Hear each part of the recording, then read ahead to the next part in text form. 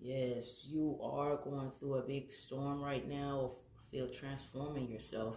You have to tear things down and build things back up in a better way here.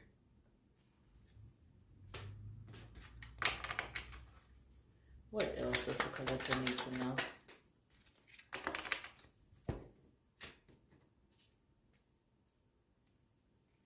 And the Eight of Cups. Yes, it's all about walking away from what no longer serves you and walking into your purpose and your life purpose here. Yes.